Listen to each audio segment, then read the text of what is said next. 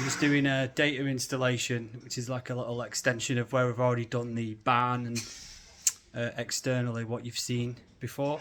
So this is the extension to the original house, and while it's in it's all open as it is at the minute, it's the stage to start getting your first fixed wiring in. So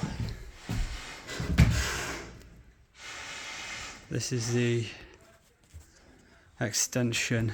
So the original house, kitchen's through there, which you've seen last time when I was bringing all the cables into the position where the router is. So extension here, and then it goes up as well. So what we've done in here is I've put so these are the cables in.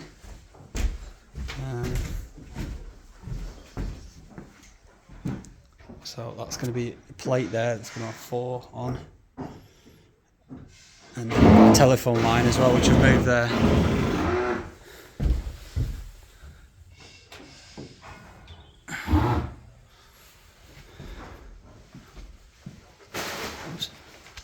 So that's cables going over to, there's a cable there linking the other part of the house. So if he decides to go on one router, then we can link that side network switch to this part of the house.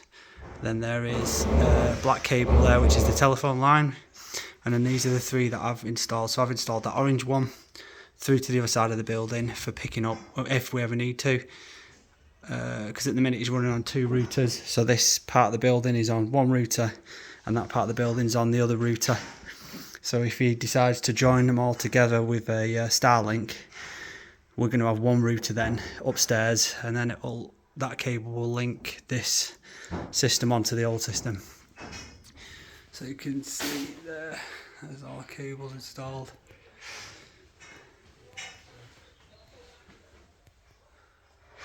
Going through to, that one's going through a cable duct in to next door, and then these 2 are going upstairs.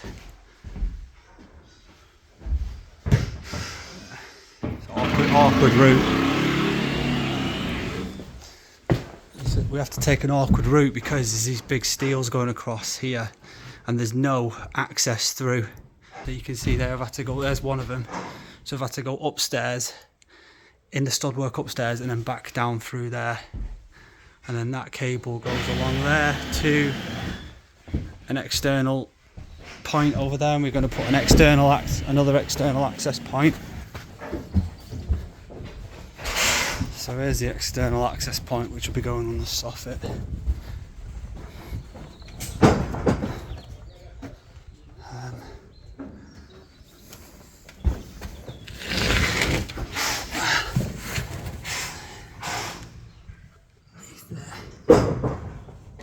So that's just we're gonna put an access point on here, and that'll serve this patio area. We've got a cable in that room, which he doesn't know where it's going yet. That's going to be a study. So there's going to be a wall plate access point with 4 wired outputs, so he can plug his printer in. That's the study. Then up here is a master, and then there's the cables. They'll come up from downstairs. Steels here. So we've gone one through there for the external, which you've seen, and the other one goes up, and over. Does an access there. So that does an access point which serves this bedroom and that bedroom there. There's been a bloke in here already done some first fixing. So you can see the standard of my work. Look at this. Oh, bloody hell. Shit. Got all these joints, crimps, taped. This is supposed to be a rewire. That's new wiring, that. Tails running through the building. You got a 100 amp 1361 protecting them cables. And yeah, joints and tape. So yeah, that's if anyone's installing anything like that in your house, it's questionable, definitely. Got another one of the genius electrician that's working in his moves here. Look at where them holes are drilled through these joists. Right on the bottom. Oh, that you're supposed to do these in the middle to avoid screws coming in from the top and from the bottom. So screws coming in from the plasterboard.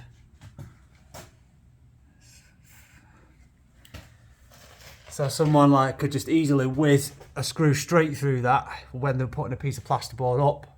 Or if that was the other way at the top and it was too high, again you've got screws coming down from the floor upstairs that can then also pierce the cables. Yeah, so for that reason, good practice is to put them in the middle, or as much as possible anyway, to avoid that happening.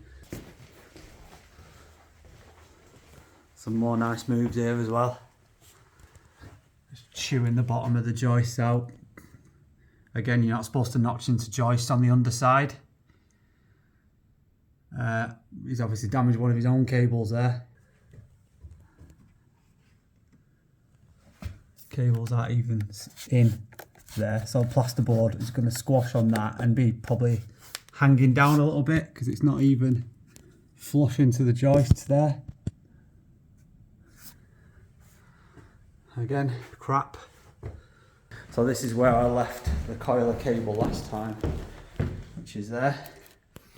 My original plan was to just put one box next to a socket which will have a Ubiquiti wall access point on, which has 4 wired outputs on it, and then that gives out a wireless signal for this bit of the building.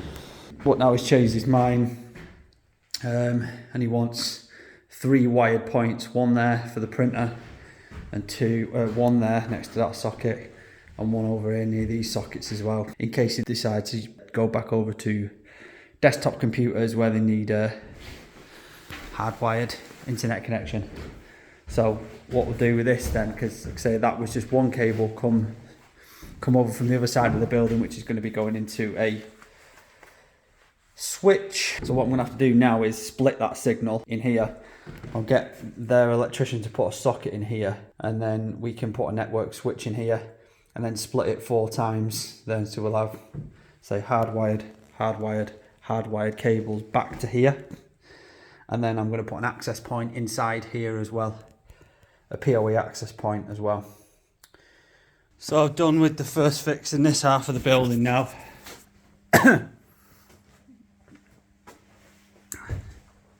So we've got 3 hardwired points that go up into that cupboard there. This is how they're accessed down below to above. So as you can see, got all the holes drilled in the centre, in the middle of the joist, so there's no risk of any screws ever going through anything. So that cable just goes straight up there above because there's a pipe box in, and he's going to put a plate in the pipe box in. This one here, as you can see, we've had to go around the steel because he's not put any access through the steel for any pipe work, cables or anything. There's just something he's missed on his planning stages. Same in this building and the other half of the building as well. So that's why the cables needed to go underneath the steel. But as you can see, I've drilled out there, not butchered the bottom of the joist. There's just ways of doing things a lot neater, a bit more finesse, a bit more care. Yeah, so that's there, and then we've drilled again another route down here, and then through here to go to upstairs as well.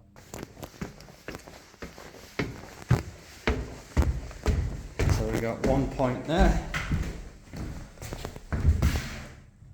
that comes up. That's the other one that's just going to be mounted in the boxing. There's the other plate where his printer's going to be. And then this is where the cables all come back to. So that's everything I've just put in. So So we've got the original one I put in there coming through from next door. And then we've got the other 3 here that I've just done. So I'm going to get, like I said, the electrician to put a socket on this back wall, and then we'll put PoE switch in here. So we've got a telephone line that we brought here, and then we've got the cable coming in here from the network switch next door, which brings our network into here. And then we've got the external antenna, the landing antenna, which you've seen before, and the external antenna at the front of the building, and then that study that's the cable that goes up to the study there, and supplies that other network switch, which does the access points and the hardwired points.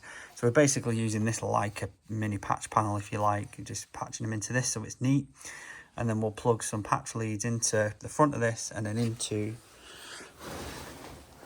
this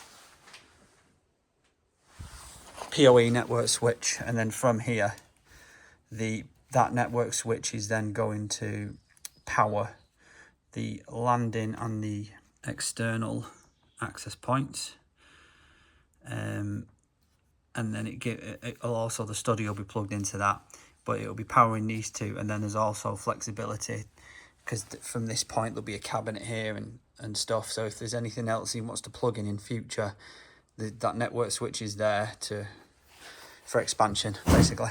This is a Cat 6A plate, Cat 6A modules. So the reason why I like using this Cat 6A FFTP cable is because, as you can see, you've got the external foil, which is helping prevent any electromagnetic interference. So yeah, as you can see there, that plate is on, nice and neat now. We've identified where each Cat 6A cable goes to, and then this is the PoE switch that we're going to be using to distribute everything from this point here onward, or power everything as well. So the reason we've done it this way is because the building has been done in 2 parts. So ideally what we'd like to have done is took all the cables back from every access point, from every hardwired data point, all the way back to one data cabinet position. That's conventional installation. And then everything is done from there. So all your necessary PoE switches and your router and everything else goes in that data cabinet neatly. So yeah, this is going to be going inside a cabinet, and then also what this unit's going to give them the ability to do is add a voice over IP phone at this point as well.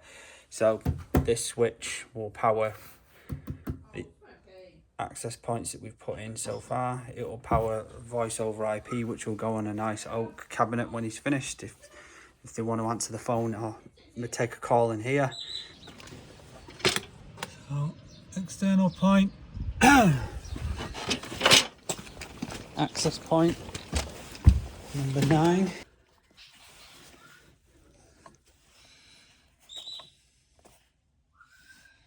Number 9, 56 feet. This.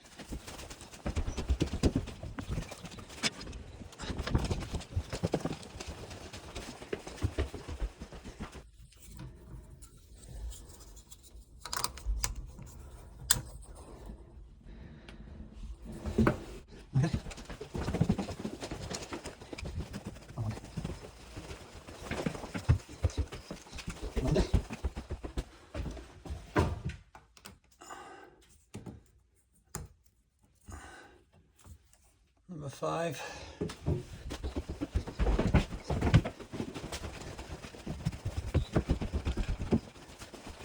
So office number 9, 35 feet. All connections good. So the landing was number 5.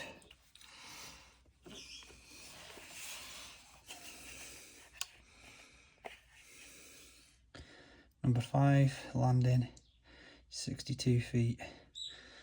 That was definitely the longest one, 100%. Okay, so I powered this up now.